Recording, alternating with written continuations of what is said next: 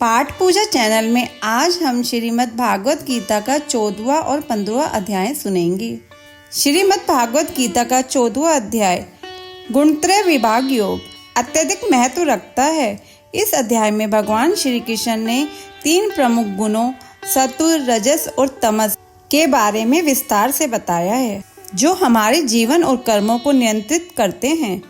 पितृपक्ष के दौरान इस अध्याय का पाठ हमें जीवन के विभिन्न पहलुओं को समझने में मदद करता है और यह सिखाता है कि कैसे सत्व गुण से मोक्ष की प्राप्ति हो सकती है। पितरों की शांति और मोक्ष के लिए इस अध्याय का पाठ करना विशेष रूप से लाभकारी माना जाता है। चलिए सुनते हैं श्रीमद् भागवत गीता का 14वां अध्याय। श्री भगवान ने कहा, फिर भी ज्ञानों में श्रेष्ठ ज्ञान मैं तुमको कहता हूँ, जिसको जानने से सारे मुनिजन मोक्ष रूप से परम सिद्धि को प्राप्त हुए हैं। इस ज्ञान की सहायता से मेरे स्वयं रूप को प्राप्त हुए लोग सृष्टि के समय जन्मते नहीं और प्रलय काल में कष्ट नहीं पाते। हे अर्जुन, पर ब्रह्मा मेरी योनि है, मैं उसमें गर्भ को रखता हूँ और उसमें भूतों की उत्पत्ति होती है। हे कौतन्य, सब गर्भों में जो विभूतियाँ उत्पन्न होती हैं, उनका उत्पत्ति स्थान प्रकृति है और मैं बीज देने वाला पिता हूँ। हे माभव, प्रकृति से उत्पन्न सत्व, रज और तम तीनों गुण देह में रहने वाले निर्विकार आत्मा को बांध लेते हैं। हे अनद, इसमें तत्व निर्मल होने के कारण प्रकाश और निर्रूप द्रव है, जो प्राणी को सुख और ज्ञान के साथ बांधती है। हे कौतन्य, रोगात्मक रजोगुण से तृष्णा और आसक्ति उत्पन्न होती है, जो प्राणी को कर्म के साथ बांधती है। तमोगुण की उत्पत्ति अज्ञान से है, यह नरम आलस्य निद्रा से प्राणी को बांधता है। हे अर्जुन, सत्व सुख उत्पन्न करता है, रज कर्म पैदा करता है, तम सब ज्ञानों को ढककर प्रमाद पैदा करता है। हे अर्जुन, सत्वगुण रज और तम को दबाकर बढ़ता है। इसी प्रकार रज सत्व और तम सत्व तथा रज को दबाकर बढ़ना चाहता है। इस देह में इंद्रियां द्वारा सब ज्ञान का प्रकाश उत्पन्न हो तब समझिए सत्गुण की विशेष वृद्धि हुई है। हे कौतन्य, रजोगुण की वृद्धि में लोभ, कर्मों में प्रवृत्ति, कर्मों का आरंभ, अशांति और इच्छा उत्पन्न होती है। हे कुंती नंदन, तमोगुण की प्रबलता में अविवेक, अनुधम, प्रमाद और मोह यह सब होते हैं। जब देह को सत्गुण के उदय में मृत्यु प्राप्त होती है, तो वह ज्ञानियों के प्रकाश में लोक को पाता है।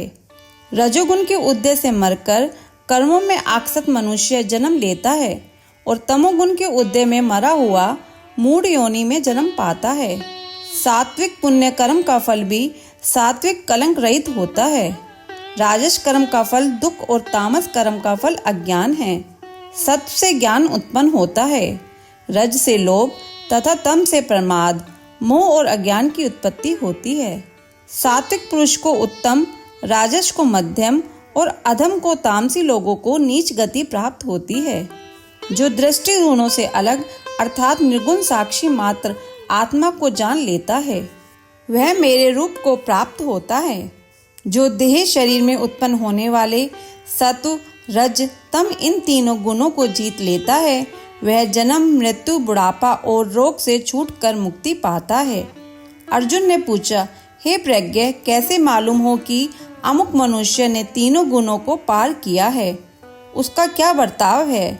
किन उपायों से वह तीनों गुणों को त्यागता है?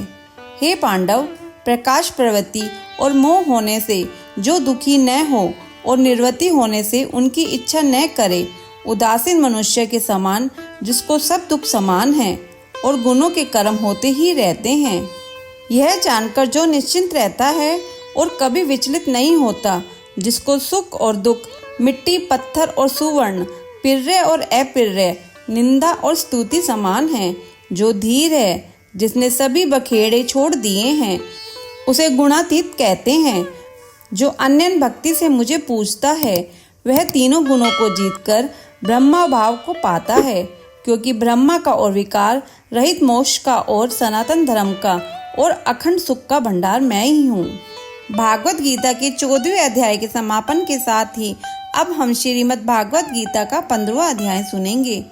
जो परमात्मा और जीवात्मा के गूढ़ रहस्यों को उजागर करता है। आइए इस दिव्य ज्ञान का श्रवण करें। श्रीमद् भागवत गीता के 15वें अध्याय में भगवान श्री कृष्ण ने संसार को एक अश्वत्थ वृक्ष के रूप में प्रस्तुत किया है, जो जड़ों से उल्टा है और जिसकी शाखाएं नीचे फैली हुई हैं। इस अध्याय में आत्मा और परमात्मा के संबंध को स्पष्ट किया गया है। पितृपक्ष में इस ज्ञान का महत्व इसलिए बढ़ जाता है क्योंकि यह हमें ब्रह्मांड के अस्थायी स्वभाव और आत्मा की अनंतता का बोध कराता है। यह पाठ पितरों की आत्मा को मोक्ष प्रदान करने और उनके कर्मों से मुक्ति दिलाने के लिए अद्वितीय है। चलिए सुनते हैं श्रीमद् भागवत गीता का 15वां अध्याय। श्री भगवान बोले, संसार अक्षवत पीपल के समान है, जिसका पुराना पुरुष रूप जड़ ऊपर है और चराचर शाखा नीचे है। वेद इसके पत्ते हैं। जो जानता है वही वेद का ज्ञाता है। इसकी शाखाएं ऊपर फैली हुई हैं। सत्व, रज और तमो गुण इसकी रसवाहिनी नसें हैं। इनसे इसका पालन होता है। शब्द रूप आदि इसकी डालियां हैं। पीछे कर्म रूप में प्रकट होने वाली इसकी जड़ें नीचे मनुष्य लोक में और भी नीचे तक चली गई हैं। पर अश्वत्थ का यह रूप, इसका आदि अंत और आकार संसारी प्राणी के ध्यान में नहीं आता। तथापि इसकी जड़ गहरी है। ऐसे इस पीपल को वैराग्य रूपी दृढ़ शस्त्र से काटकर वह स्थान ढूंढना चाहिए जहाँ से फिर लौटना नहीं पड़ता, और साथ ही यह विचारना चाहिए कि जिसमें वह पुरातन प्रवृत्ति उत्पन्न हुई है उसी आदि पुरुष की शरण हूँ। अहंकार और मोह रहित, संग दोष को जीतने वाले, आत्मज्ञान से निरत, सब कामनाओं से दूर, सुख दुख नामक द्वंद्व पदार्थों से मुक्त ऐसे ज्ञानी पुरुष शाश्वत पथ को जाते हैं। जिसे सूर्य, चंद्र या अग्नि प्रकाशित नहीं करते, वही मेरा परम धाम है। वहां जाकर लौटना नहीं होता। मेरा सनातन अंश इस जीवलोक का रूप धरकर प्रकृति में स्थिर पांचों इंद्रियों और छठे मन को उससे छुड़ाता है। जैसे वायु पुष्पादिकों की गंध को दूसरे स्थान में ले जाता है, इसी प्रकार यह देह स्वामी शरीर धारण करने के बाद जब उसका परित्याग करता है, तब इंद्रियां और मन को साथ ले जाता है। कान, आँख, चर्म, जीभ, नाक और मन का आश्रय लेकर वह जीव विषयों का भोग करता है। एक देह से दूसरी देह को जाते अथवा एक ही देह में रहते समय अथवा इंद्रियों से युक्त हो विषयों का उपभोग करते हुए इसको मूर्ख देख नहीं सकते, किंतु ज्ञान रूप नेत्र हैं, वे देखते हैं। यत्न करने से योगी जन इसे देख सकते हैं, परंतु अज्ञानी यत्न करके भी इसे नहीं देख पाते। जो तेज सूर्य, चंद्रमा और अग्नि में वर्तमान है और जगत को प्रकाशित करता है, उसे मेरा ही तेज मानो। मैं ही पृथ्वी में प्रवेश कर अपने तेज से समस्त भूतों का धारण करता हूँ और इनमें रस स्वरूप चंद्रमा बनकर मैं ही सब औषधियों को पोषण करता हूँ। मैं जठराग्नि होकर प्राणियों के देह में प्रविष्ट हूँ और प्राणवायु अपान वायु से संयुक्त होकर चारों प्रकार भक्ष्य, भोज्य, चोष्य, लेह से भोजन किए हुए प्राणियों के अन्न को पचाता हूँ। संपूर्ण भूतों के हृदय कमल में निवास करता हूँ। मुझसे ही स्मृति, ज्ञान और उनका नाश होता है।